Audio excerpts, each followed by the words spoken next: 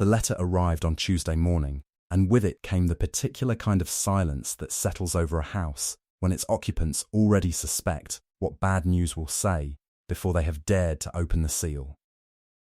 It was delivered to Thornfield Cottage by the same post rider who came every week without incident, yet on this particular morning he lingered a moment longer than usual at the gate, as though even he sensed that the folded paper in his hand carried more weight than its size suggested. The seal upon it bore the crest of the House of Vane, a hawk in flight above a laurel wreath, and when Miss Rosalind Hale broke it open, with hands still faintly stained from the previous day's work among wilting rose bushes, the words within were not gentle. They came from Lord Aldrich Vane, Duke of Marchbrook, and they concerned a broken-down greenhouse standing at the far edge of a property she had, until 3 weeks before, never expected to inherit at all. She did not yet understand, reading that letter in the grey light of an early spring morning, that the very structure the Duke described with such open contempt would, before the year was through, humble the man who had written those words more thoroughly than any argument she could have raised against him.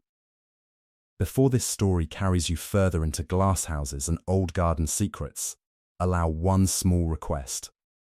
If tales of overlooked women quietly outshining the powerful men who dismiss them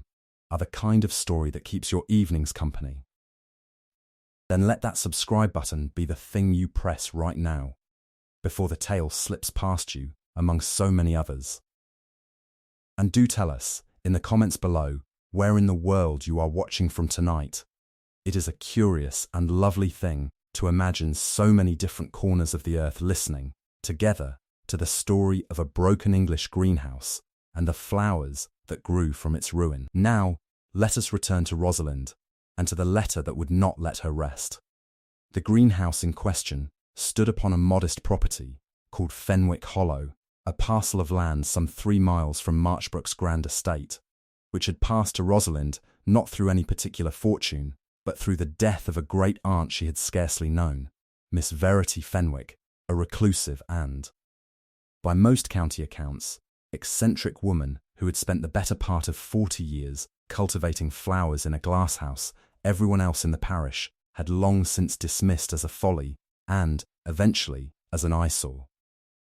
Verity Fenwick had died in the depths of winter, leaving behind a modest cottage, a garden gone thoroughly to seed, and the greenhouse itself. A once elegant structure of iron and glass, now cracked and rusted, its panes broken by decades of storms no one had troubled to repair, its interior choked with the tangled, unruly remains of whatever plants had managed to survive their long neglect. Rosalind had inherited the property as the only surviving relation willing to claim it, a fact that had done little to endear her to the rest of her father's family, who regarded the inheritance as a burden rather than a gift, and who had made their opinions on the matter known to her with a frankness she had grown, across many months of quiet grief and diminishing prospects, thoroughly accustomed to enduring. She did not yet understand, standing at the gate with the Duke's letter trembling faintly in her hand, quite how significant her great-aunt's forgotten greenhouse would prove to be, not merely to her own uncertain future, but to secrets the county had spent decades content to leave buried beneath cracked glass and overgrown vines. The Duke's letter, when she read it through a second time with a calmer eye, informed her in language of unmistakable condescension that the greenhouse at Fenwick Hollow, visible from the boundary of his own considerably grander estate, had become something of an embarrassment to the neighbourhood's appearance, that he would be willing, out of what he termed neighbourly generosity, to purchase the parcel of land upon which it stood for a sum he considered more than fair, and that she would be wise, given her circumstances, to accept his offer before the structure collapsed entirely and became not merely an eyesore, but a hazard. He had added, at the letter's close, a line that struck her more sharply than anything else in its carefully measured cruelty, that whatever her great-aunt had once imagined herself accomplishing among her rotting glass and tangled vines, the venture had plainly come to nothing, and Rosalind would do well not to waste what little remained of her own modest prospects in continuing a fool's inheritance. She did not yet understand why a man of such wealth and consequence would trouble himself so particularly over one small, broken greenhouse on a neighbouring property he did not even own. She would understand, in time, and the understanding would prove far stranger than any explanation she could have imagined on that grey Tuesday morning. Rosalind Hale had come to Fenwick Hollow already carrying losses enough to fill several lifetimes, though she had not yet reached her 23rd year. Her mother had died when she was a girl of 12, and her father, a gentleman of modest means and considerable warmth, though little practical sense where money was concerned, had followed some 3 years past, leaving behind debts that consumed nearly everything the family had once possessed, save for a small annuity too meagre to sustain any manner of independent living. She had spent the years since in the uneasy position occupied by so many gentlewomen left similarly stranded, taken in first by an aunt who made her dependence known at every meal, then by a cousin whose household required more of her labour than her company, moving from one grudging shelter to the next with a small trunk of belongings and a diminishing sense that any of it might ever change. The news of her great-aunt Verity's death and the unexpected inheritance that followed had struck her at first not as fortune, but as one more burden to be managed. For what, after all, could a modest cottage and a ruined greenhouse offer a young woman with no income and no prospects beyond one more roof that would in time prove as difficult to maintain as any she had already lost? It was only when she arrived at Fenwick Hollow itself, in the cold grey days of early spring, that something in her began, cautiously and against her own better judgment, to hope. The cottage was small but sound, its rooms still holding traces of her great-aunt's life. Books on botany stacked in careful, deliberate order, sketches of flowers pinned along the study walls,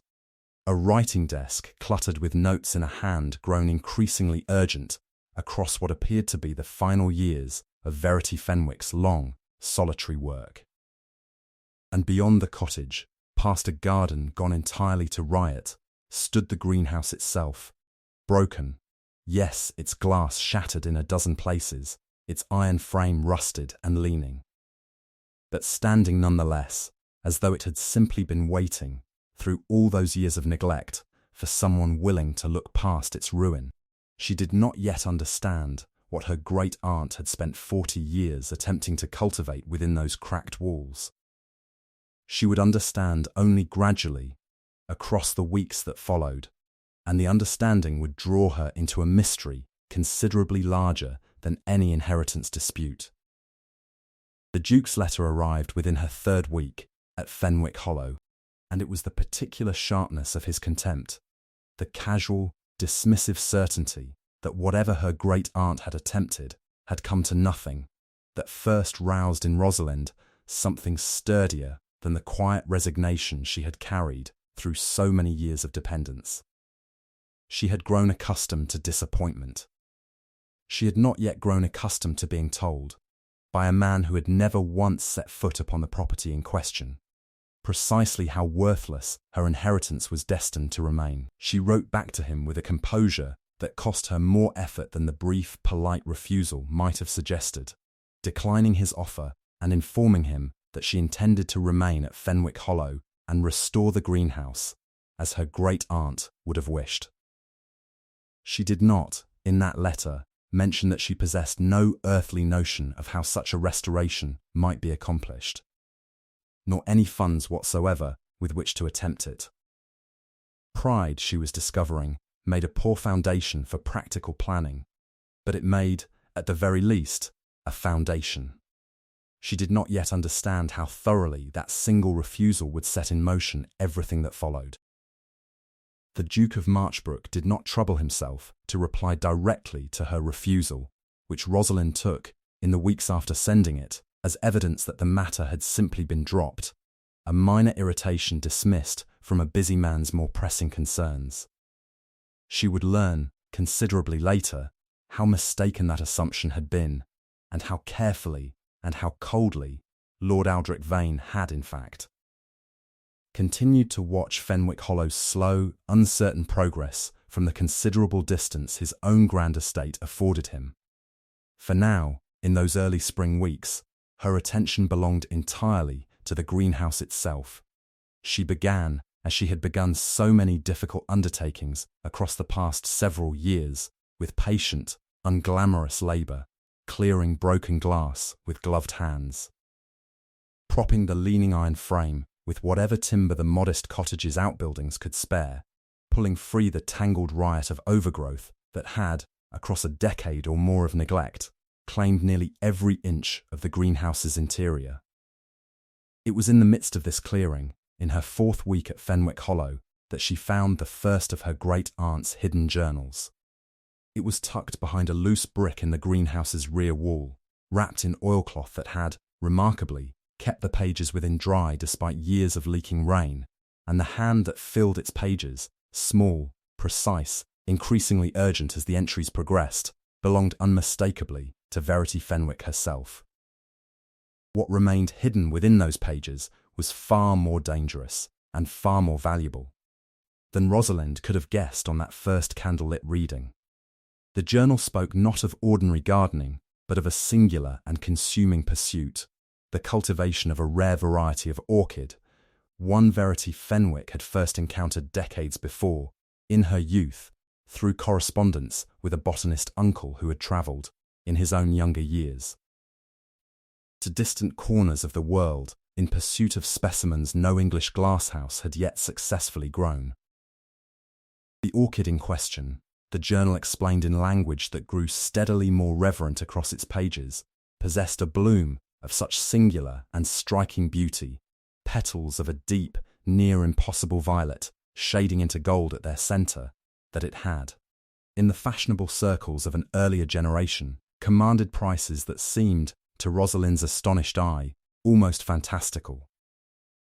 Verity had spent the better part of her adult life attempting to cultivate this orchid successfully upon English soil, a pursuit that had consumed her fortune, her reputation, and, the later journal entries made painfully clear, very nearly her sanity.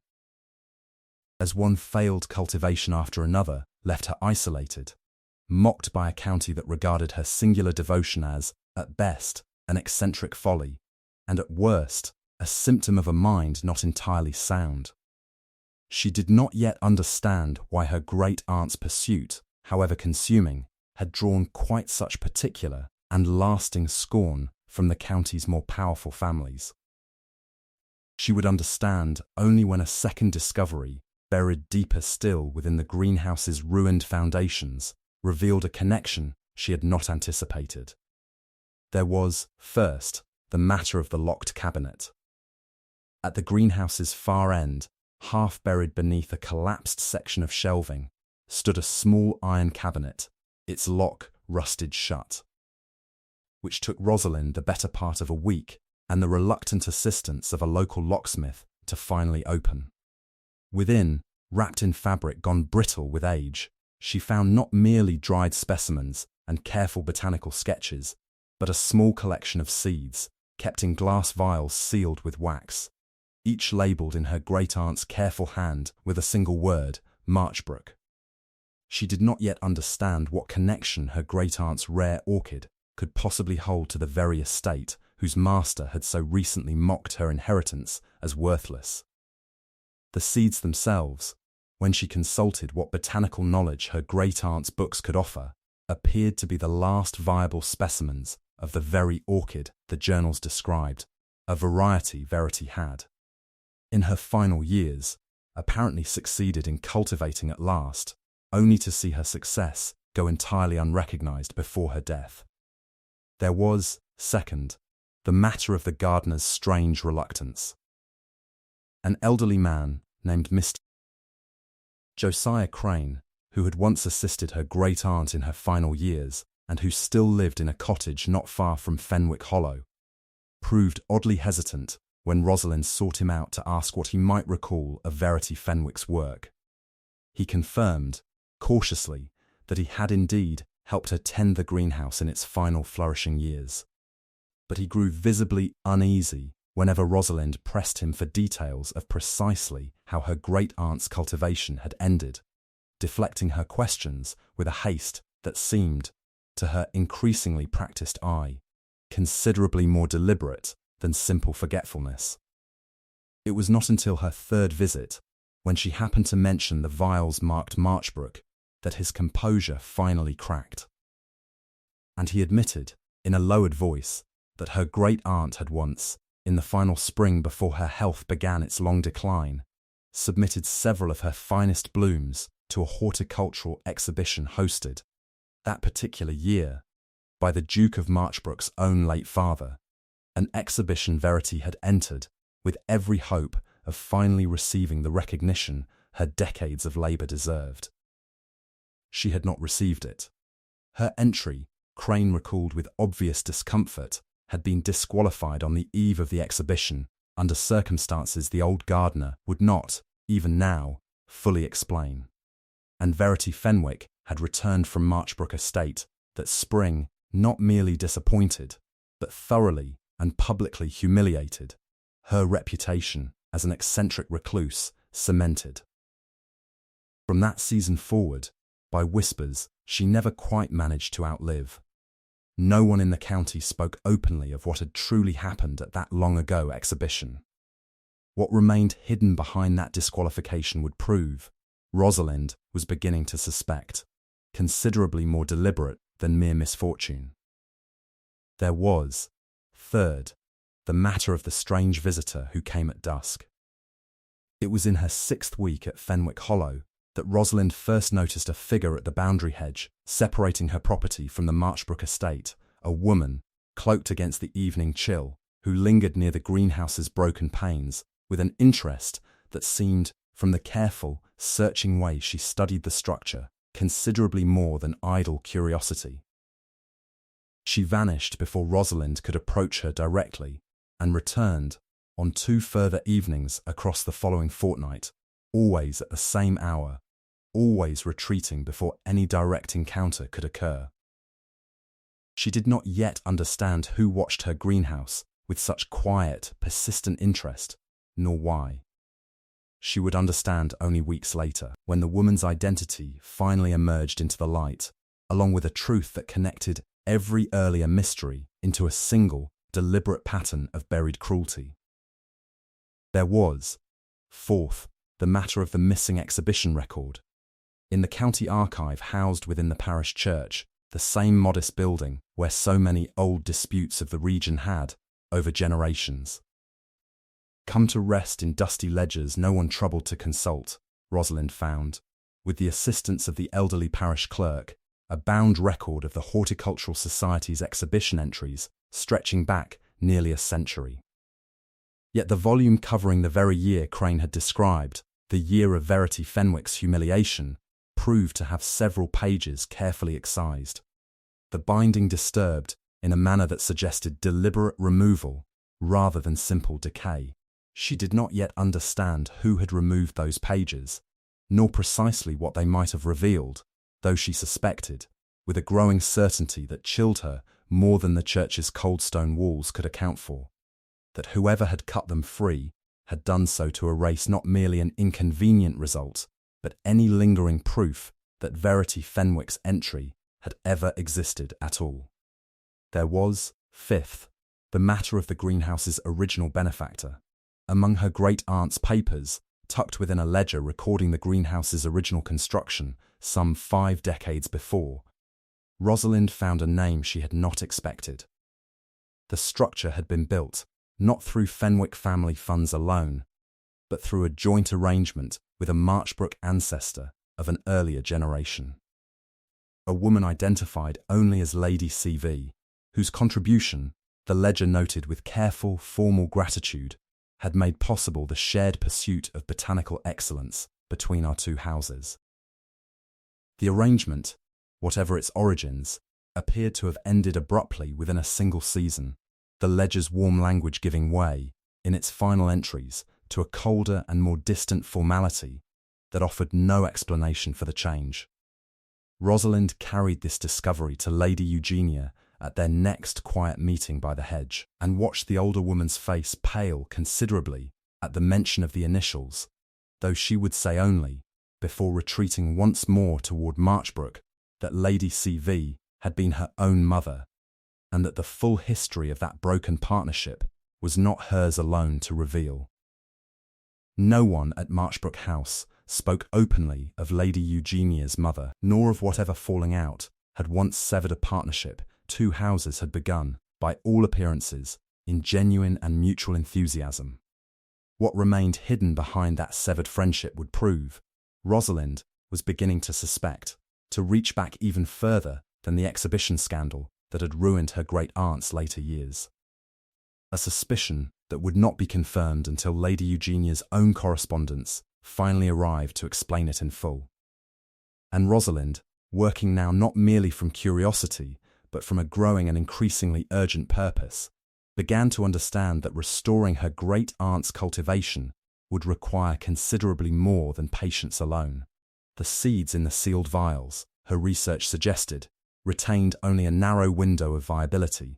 and the greenhouse itself, however diligently she laboured to repair it, still lacked the careful regulation of warmth and moisture that such a delicate and demanding variety would require to flourish. She found her solution, as so many solutions arrive in stories preserved in the quiet memory of old English estates, in a place she had not thought to look, among her great-aunt's own careful detailed notes on the very heating apparatus and glazing techniques Verity had spent decades perfecting through trial and considerable, costly error. The knowledge Verity Fenwick had accumulated across a lifetime of scorned devotion proved, in the end, to be a far more valuable inheritance than any fortune Rosalind might otherwise have received. Before this story carries you further into the truth of what happened at that long-ago exhibition, and into the confrontation that would finally test both Rosalind's resolve and the Duke's own carefully guarded secrets, allow one more small request. If Rosalind's patient restoration of her great-aunt's forgotten glasshouse has earned even a small place in your evening, then let that subscribe button be the thing you press before the next chapter begins. And do tell us below who you suspect the mysterious woman at the hedge might prove to be. Some of you, I imagine, already have your guesses. Not every mystery Rosalind uncovered that spring concerned the distant past alone. There was, closer to hand, the puzzling matter of the greenhouse's persistent chill. Even after every broken pane had been replaced, and every gap in the old iron frame carefully sealed, she could not account for it through any deficiency in her repairs, however thoroughly Crane inspected her work and pronounced it sound, and it was only when she began, out of simple curiosity, to trace the old heating flue beneath the greenhouse floor that she discovered its original channel had been deliberately blocked decades before, with packed earth and broken brick, not through neglect. As she had first assumed, that through what appeared, upon closer inspection, to be quite deliberate obstruction, the brickwork too neatly fitted to be the work of simple decay. Crane, when shown the blockage, grew quiet in the particular way she had learned to recognize as the prelude to some reluctant confession, and admitted at last that he recalled, dimly, a period during her great-aunt's final working years when Verity had complained bitterly of a persistent cold that no amount of stoking could resolve, a cold she had attributed, in her increasingly isolated and mistrustful final seasons, to some flaw in her own design rather than to any outside interference. Rosalind understood, clearing the old blockage with her own hands across a long and dust-choked afternoon, that her great-aunt had spent her final years fighting not merely public scorn and professional humiliation, but a private, physical sabotage as well, one more small cruelty layered atop all the others, deliberate enough that Rosalind could not quite believe it had gone entirely unnoticed by. Everyone at Marchbrook, whatever plausible ignorance the family had since maintained. She did not raise this particular discovery with the Duke directly, not wishing to multiply accusations beyond what firm evidence could support, but she noted it carefully in her own growing record of her great-aunt's quiet, unglamorous suffering, and found, in the simple physical act of clearing the blocked flue and feeling warmth return at last to the restored greenhouse, a satisfaction that felt, in its own modest way, very much like justice.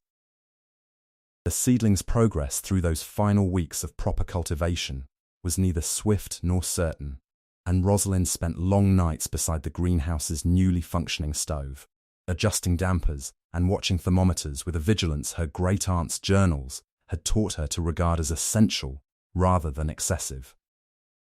Crane, whose early reluctance had given way entirely to a fierce and protective loyalty once the full truth of Verity's treatment had come to light, took to sleeping some nights in the greenhouse's small adjoining shed, determined that no further mischief, whether from Vane Sutcliffe's schemes or from simple accident, would be permitted to threaten what they had, together, worked so hard to restore. It was during one of these long vigils that Rosalind found herself, for the first time since her father's death, genuinely content in her circumstances rather than merely enduring them. Seated among rows of slowly unfurling buds in the flickering lamplight, the old glass panes reflecting back a small, warm world entirely her own, built not from inheritance or charity, but from her own two hands and her great-aunt's long vindicated knowledge. Whatever the Duke's family had once taken from Verity Fenwick, she understood in that quiet hour. They could not take this particular satisfaction from her in turn. On an evening in late April, when Rosalind, having grown weary of waiting for the stranger to retreat as she always had before, walked directly toward the boundary rather than watching from a distance, and found herself face to face, at last, with a woman she recognized, from the county's occasional gossip, as Lady Eugenia Vane. The Duke's own widowed aunt, who had lived at Marchbrook Estate for the whole of her long widowhood, and who was regarded, by most who encountered her, as a somewhat reclusive and little remarked fixture of the household. Lady Eugenia did not attempt, once discovered, to disguise the true purpose of her visits. She confessed, with a directness that startled Rosalind considerably more than any evasion might have done, that she had known Verity Fenwick in their shared youth. Decades before either had settled into the isolated, misunderstood women the county had eventually come to regard them as, and that she had watched from behind the safety of her own family's considerable walls.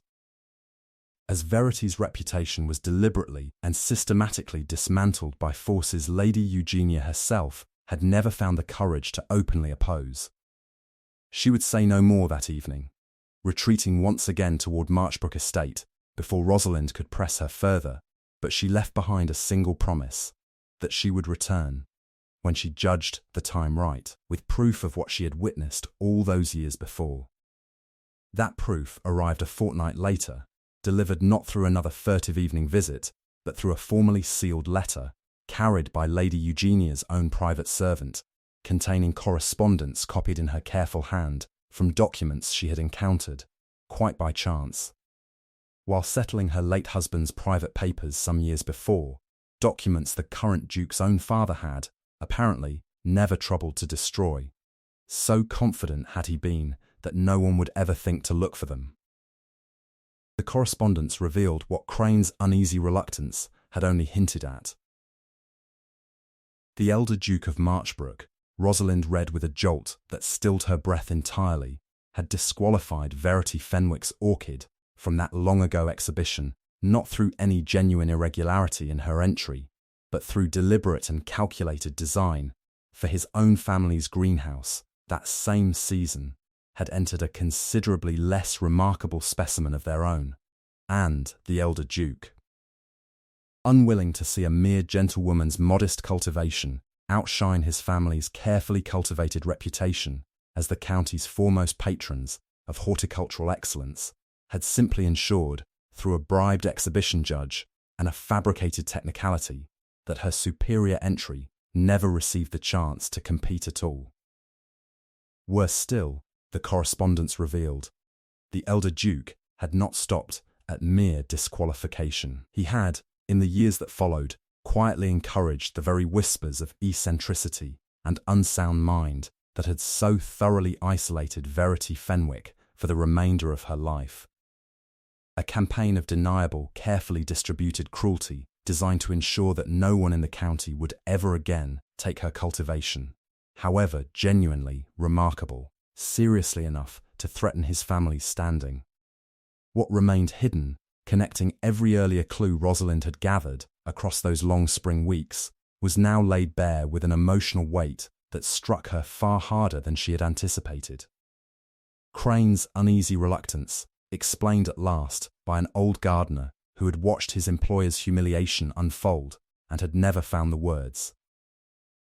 across 30 years, to properly voice his own guilt at having witnessed it in silence. Lady Eugenia's own careful watching from behind the hedge, explained by a woman who had spent decades quietly regretting her own inaction, and who had, perhaps, waited all these years for someone with the courage to finally set the record straight. Even the current Duke's own inexplicable insistence upon purchasing the greenhouse, which Rosalind now understood, with a fresh and considerable jolt, was rooted not in mere neighbourly irritation at an eyesore, but in something closer to inherited unease, a son's uncomfortable awareness, however dimly acknowledged even to himself, that his family's reputation for horticultural excellence rested upon a foundation his own father had built through deliberate, buried cruelty. She did not yet know whether the current Duke himself was aware of the full extent of his father's scheme, or whether he had simply inherited, along with the estate's considerable fortune, an instinctive discomfort toward a greenhouse that had, without his ever quite understanding why, always seemed to trouble him more than its modest scale could reasonably justify. Lady Eugenia's letter, when it finally arrived, explained more than Rosalind had thought to ask. Her own mother, Lady Cordelia Vane, had indeed partnered with Verity Fenwick in the greenhouse's earliest and most hopeful years. The two women bound together not merely by shared botanical ambition, but by a friendship the ledger's warm language had only partially captured, a friendship, Lady Eugenia's letter, revealed with evident and long-carried sorrow, that the elder Duke had come to regard as an unsuitable distraction for a woman of Cordelia's rank, unbecoming of the dignity his own family's name required. He had ended the partnership not through his wife's own wish, but through his own quiet insistence, redirecting the family's horticultural ambitions entirely toward the estate's own grand greenhouses, and ensuring, through the same careful and deniable pressure he would later apply to Verity's exhibition entry, that his wife's friendship with a mere gentlewoman of modest means quietly withered,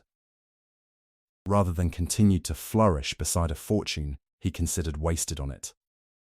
Rosalind read this final revelation in the fading evening light of her own restored greenhouse, the orchid's pale blooms glowing faintly around her, and found herself struck less by anger at a man 2 generations gone than by a quiet, aching sorrow for 2 women, her own great-aunt and the current Duke's grandmother, whose shared devotion had been deliberately, systematically dismantled by the same family instinct toward control that had, in its own more recent form, so nearly cost Rosalind her own inheritance as well. She did not yet know precisely how she intended to answer this fuller, sadder truth. She understood only, sitting among her great-aunt's long vindicated blooms, that whatever reconciliation might yet be possible between her own family's memory and the House of Vane,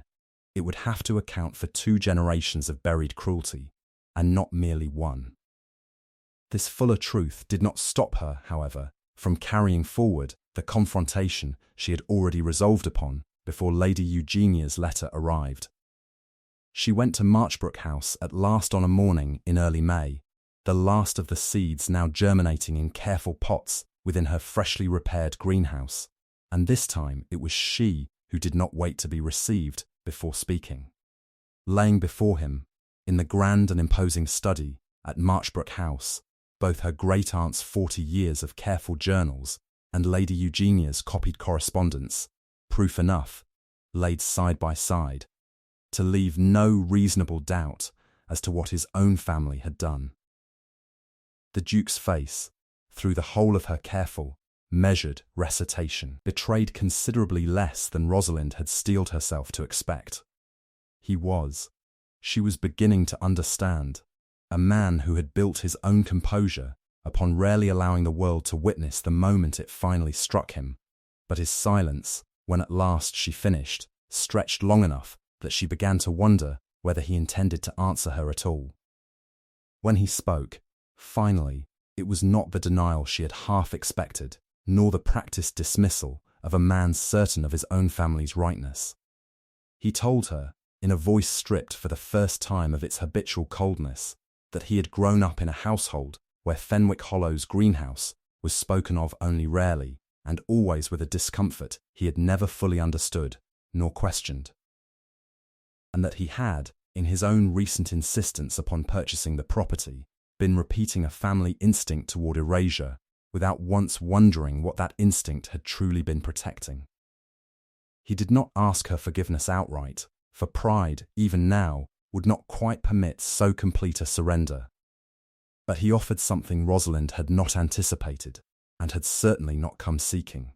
his family's genuine and public support, in restoring to her great-aunt's memory the recognition his own father had so deliberately denied her. She did not accept this offer immediately, nor entirely on faith, for trust so thoroughly betrayed by one generation could not be rebuilt in a single afternoon's confession, however sincere it appeared. But she did not refuse it outright either, and in the weeks that followed, a cautious and unexpected alliance began to take shape between the Duke of Marchbrook and the young woman he had once so carelessly dismissed. The truth, once surfaced, could not be buried again so easily as it had been the first time. Word of the confrontation at Marchbrook House, though neither Rosalind nor the Duke spoke openly of its particulars, travelled through the county with the particular speed such stories always seem to acquire, and Rosalind found herself, in the weeks that followed, regarded by her remaining relations with an attention considerably warmer than any they had shown her since her father's death.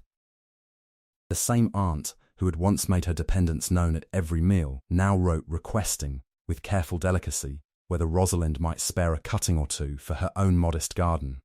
And Rosalind, who had learned across many difficult years precisely how such belated warmth was generally offered, found she could extend it a measured, gracious welcome, without allowing it to reopen wounds she had long since resolved to carry more lightly. To be overcome before that spring's transformation could be fully realised, and it arrived in the person of Mr. Reginald Vane Sutcliffe, a distant cousin of the Duke's own line, who stood to inherit a considerable portion of the Marchbrook fortune, should certain conditions of an old family settlement be met, and who took a sudden and pointed interest in Fenwick Hollow's rare cultivation the moment word of its remarkable success began, inevitably, to spread through the county's more fashionable circles. He arrived at the greenhouse uninvited on a fine May afternoon, dressed in the careless manner of a man who wished the world to know precisely how little he thought of it, and offered Rosalind, with a smile too easily given, a considerable sum to quietly sell him exclusive rights to whatever seeds and cuttings her great-aunt's rare orchid might yet produce before she could establish,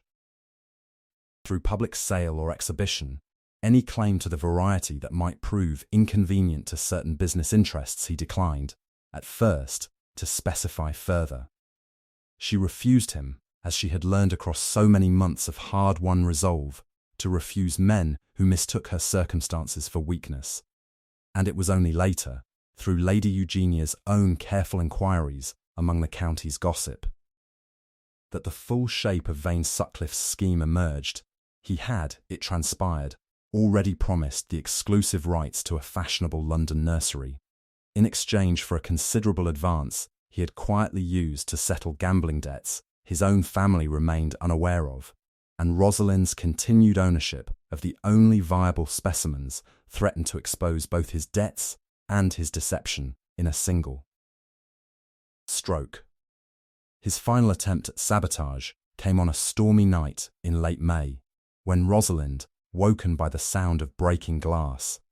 found him attempting to force entry into the greenhouse itself, intending, she would later learn, to simply steal the remaining seedlings outright, rather than risk her continued and increasingly public success. It was Crane, roused by the same commotion and arriving with a lantern and a considerably firmer resolve than his earlier uneasy silence might have suggested,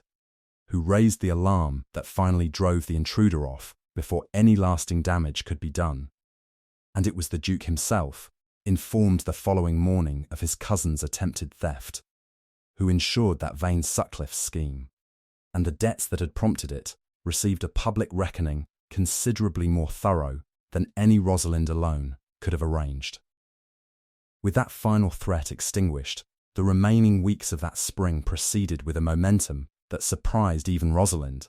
who had spent so long expecting each new step forward to be met with fresh obstacles. The orchids, tended now with all the careful precision her great-aunt's journals had painstakingly documented, began at last to bloom, their petals unfurling into the deep, near impossible violet the journals had described with such reverence, shading into gold at their centres, exactly as Verity Fenwick had spent 40 years striving to perfect.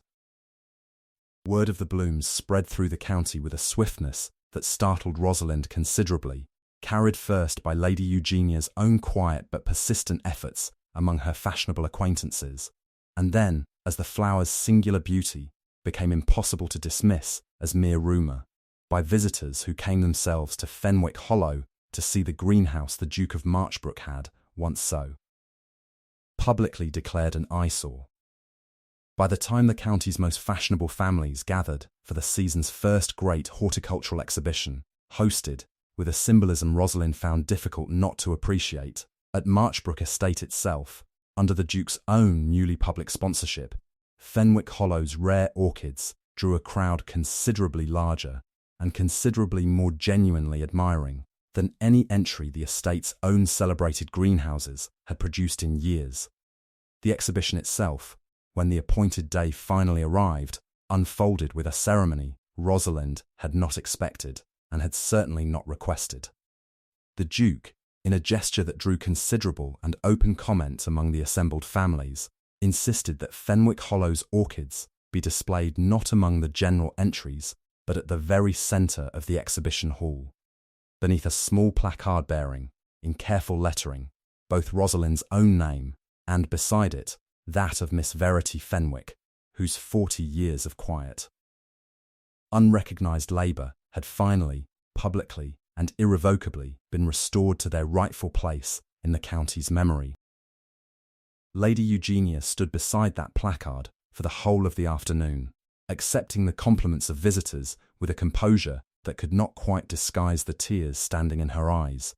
and told more than one curious guest, in a voice just steady enough to carry, that she had known the flower's true cultivator personally, decades before, and had always believed,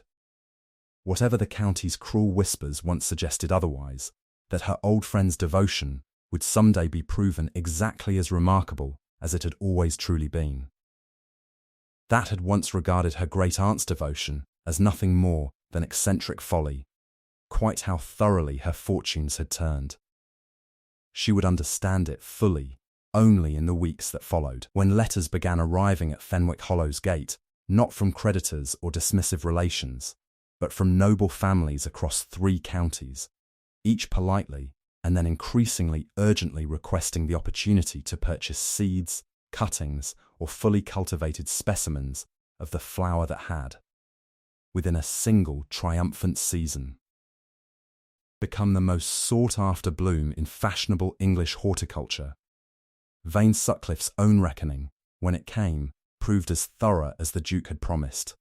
His debts, once exposed alongside his attempted theft, cost him not merely the London nursery's abandoned partnership, but the greater portion of his own family's remaining patience, and he departed the county before midsummer. His name spoken thereafter, when spoken at all, with the particular quiet contempt reserved for those who had tried and publicly failed to profit from another's honest labour,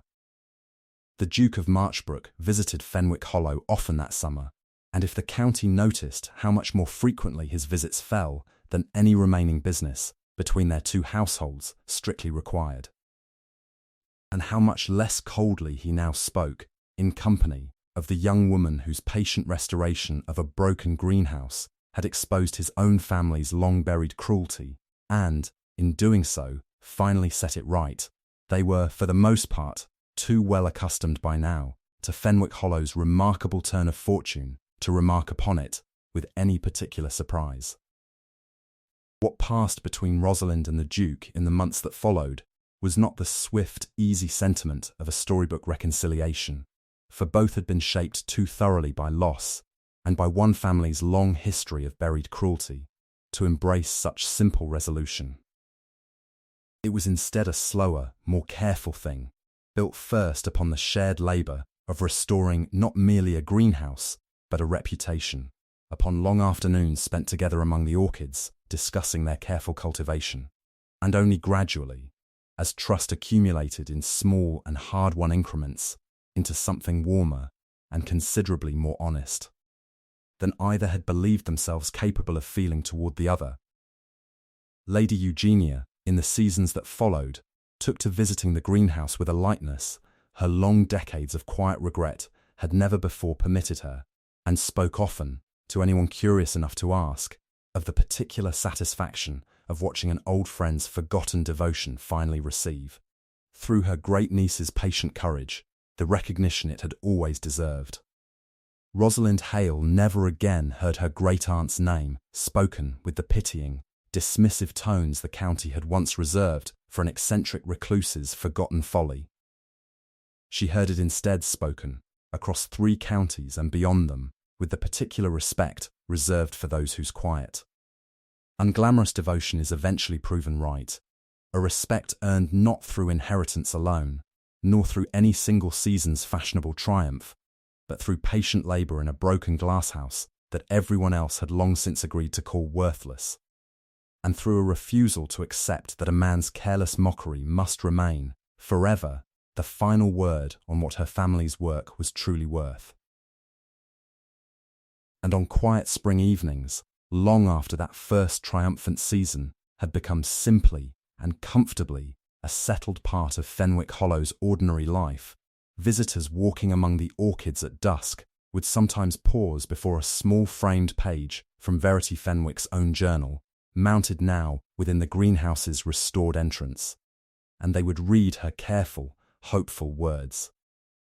Written so many decades before any of them had thought to prove her right, and they would look out over blooms of deep violet shading into gold, glowing faintly in the fading light. And they would understand that they stood within a story preserved in the quiet, patient memory of an old English glasshouse, saved not by grand rescue, but by one woman's refusal to let a broken greenhouse remain. Forever, exactly as broken as a careless duke had once so confidently declared it. Rosalind kept, in a small drawer of her great-aunt's old writing desk, the very letter that had begun it all, the Duke's first cold offer, folded now soft with handling, its condescending words long since drained of any power to wound her. She did not keep it from bitterness, nor even entirely from pride, though pride had certainly played its part in the long months of labour that followed its arrival. She kept it, rather, as her great-aunt had once kept her own careful, hopeful journals through so many years of quiet scorn, as a record that some truths, however thoroughly buried or however confidently dismissed, will wait patiently as any seed beneath winter soil for someone willing to give them the chance to finally bloom. She thought of it often in the years that followed, tending the greenhouse's steadily expanding beds through seasons that grew, one by one, considerably easier to bear than the desperate spring in which her story had begun. She thought of the Tuesday morning the letter had arrived, of the particular sting of a stranger's careless words, and of how thoroughly the world could still be made to answer them, not through anger, which she had learned wasted itself quickly against men so thoroughly convinced of their own rightness, but through the slower, steadier proof of work well done, and truth patiently, faithfully uncovered.